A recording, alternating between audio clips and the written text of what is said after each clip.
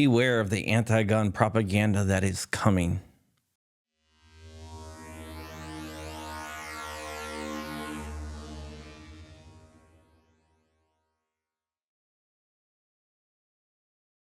What's up, Wolverines? Welcome back to the channel. My name is John Crump. I'm an investigative journalist, and this is John Crump News, where we discuss 2A every day. Please go ahead and subscribe to the channel. It helps with engagement. Engagement is the key to the algorithm. I'm trying to grow my channel, and the best way you can do that is to support me by subscribing. Today, we are brought to you by our friends over at Gideon Optics. Gideon Optics makes some of the best optics at an affordable price. So why spend money on an optic where you can get a cheaper optic that is just as good? Go ahead and check out Gideon Optics, and for a limited time, you can use code CRUMPY and get 10% off and free shipping on all orders. Last night, a mentally deranged man in Maine went into a bowling alley and killed a bunch of people. He went into a bar and killed more people. At this time, he is still on the loose. Police are doing a big manhunt for him, and they're trying to find him. I do not usually cover mass shootings on this channel. I don't say their names. I don't show their pictures, and that is because a lot of mass shooters do it for notoriety. In this case, I do not believe that to be the situation. He is a mentally deranged man. He was hearing voices, which is a sign of schizophrenia. He was involuntarily committed for 5 days because he threatened to blow up a military base. By being involuntarily committed, that means in the eyes of the government, you lose your gun rights. That makes him a prohibited person, and he is not allowed to own firearms or buy firearms. Yet he still had a firearm. So that goes to show you how well gun laws work. But that's not the point of this video, and I'm going to break away from my tradition of not showing pictures of a guy and not naming him, because I am going to show you a clip from the news that shows you anti-gun propaganda, and then we're going to talk about it. The clip shows his face and also mentions his name. I could go ahead and blur it out, but then the clip will lose some weight. So I'm going to show you the clip in its entirety, and then we are going to talk about how there is anti-gun propaganda and what you can do to combat it.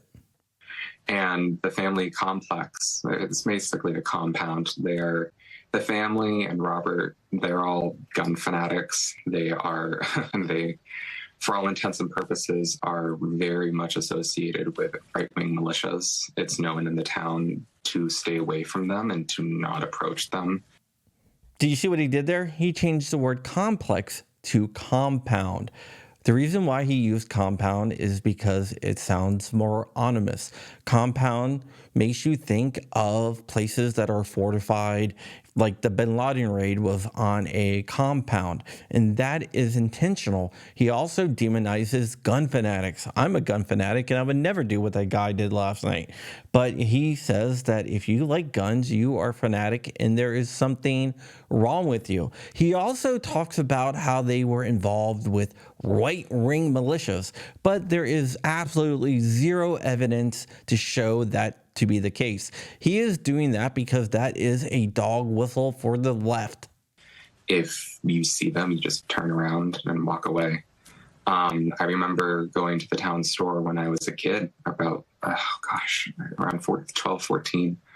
And I remember very vividly, it's just been the image that's been kind of going around in my head, is I'm going to the store and there's a way station there for deer. So he had just killed a deer with his buddies, and the deer was hanging and blood was dripping on the ground from the deer, and he was covered in blood with a gun on his back with a giant grin on his face. Now, right here, he tries to equate hunting to being some type of bloodthirsty animal. He talks about him being covered in blood and the blood dripping off the deer, and how he has this big grin on his face, which is trying to demonize hunters. He is trying to say that this guy had no concern for life because he was a deer hunter.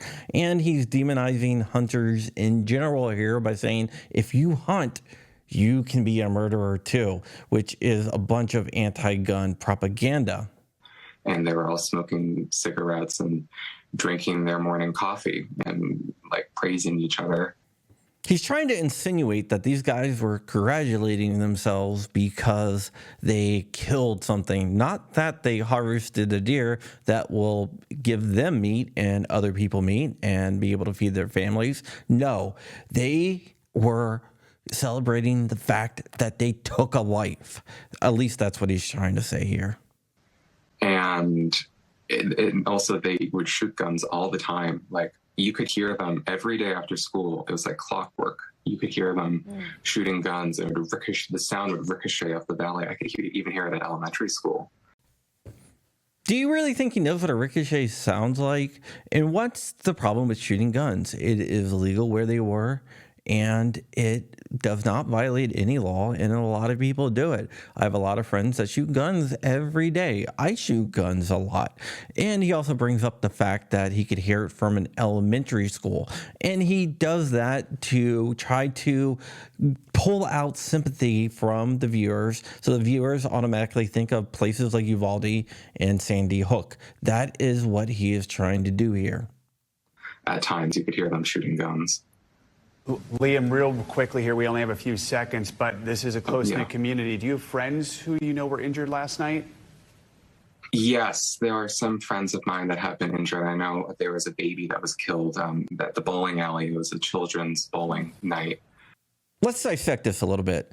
He says he knew people at the bowling alley, which I'm not sure if he did. Looking at his profile, he doesn't look like a bowler or friends with anyone that bowls. Just by going through his profile, I could be wrong there. He could know people there, but I am not sure that he did. He mentions that a baby was shot. I have not seen that anywhere. I'm not saying it's not true. I'm just saying that I have not seen that. He also brings up a kid's bowling night.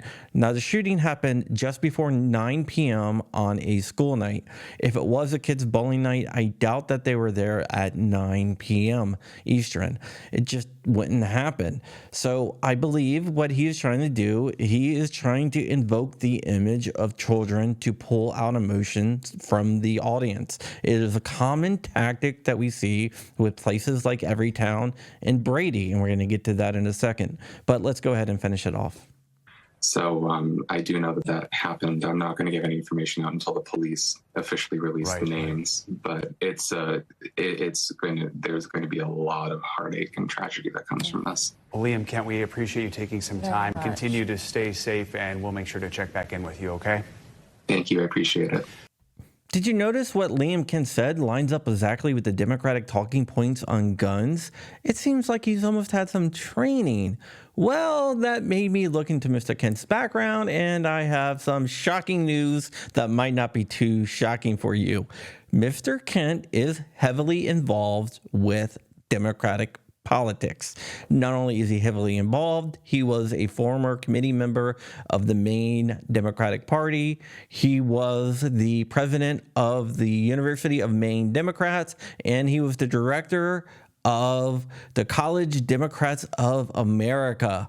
So yes, he has a lot of training in Democrat politics. Not only that, he is a huge Biden supporter, and he happens to be an anti-gun advocate. As you can see in his Twitter post, he attacks the NRA and other gun rights organizations. He also attacks gun owners themselves. So when he is talking about anti-gun stuff, it is because he's had training on how to talk about anti-gun stuff. And I've been seeing him everywhere. He's been in papers, not only in the United States, but Europe. He's been on different channels, and he is trying to pull a David Hogg and make this his career moment. I do not believe a word that's coming out of his mouth, and he is not being honest, and he is not genuine. So my question is, how did this guy slip by the fact checkers and become a witness or someone in the local area that knew everyone involved? They should at least disclose his background and his ties to different organizations, especially those that are anti-gun.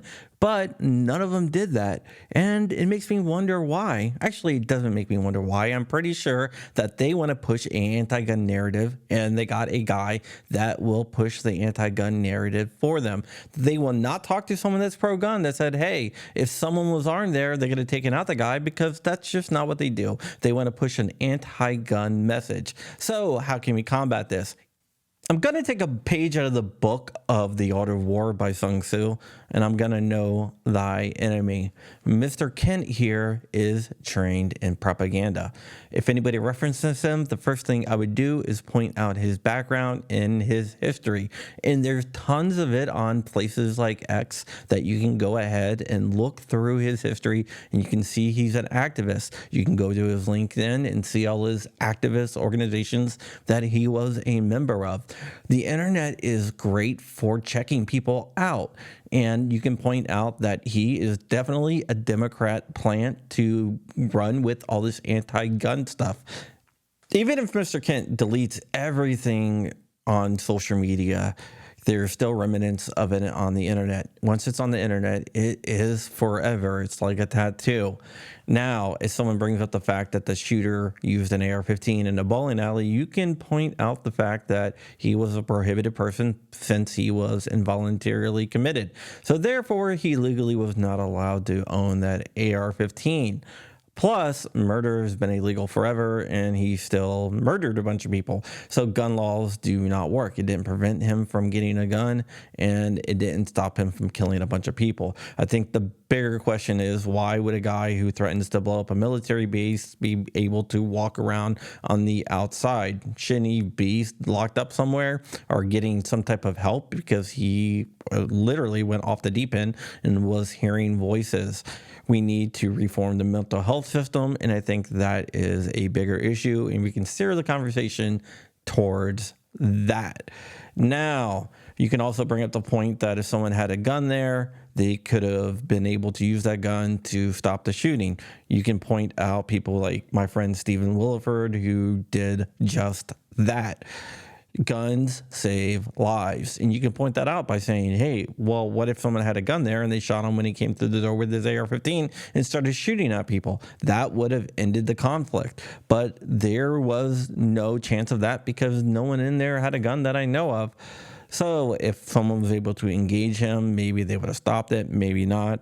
But there's a greater chance that lives would have been saved, and you can always bring that up. This is a real tragic situation here, and it's not one that I want to talk about too much because I don't cover mass shootings because, like I said, most mass shooters just want the attention, and there's actual studies that show that. So this is probably going to be the only time I touch on this, but I touched on it because I wanted to show you the anti-gun propaganda out there and a face that we're probably going to be seeing for the time being. All right, guys, that is it. Thank you, Flying Rich. Flying Rich actually found the video of the guy on TV. I've been reading about him in papers and other things, but now we have clips so we can go ahead and dissect his anti-gun propaganda. We'll probably be seeing this guy a lot, so go ahead and share this video out so people know who he is, because I think we're going to be seeing him a lot on TV, and he's going to be the face of the anti-gun movement. He's going to be the next David Hogg, I think. All right. Also, buy my new book. My new book is there. Masters of Firepower. You can get the Kindle version right now. Pre-order it, at least. And the hardcover and the paperback comes out on November 1st. Be sure to pick it up. If you want a signed copy, hit me up, and I will hook you up for about $5 more just to cover shipping. All right, guys. Stay ever vigilant. Stay ever free. Keep in the fight. I'm out of here. Wolverine's mother...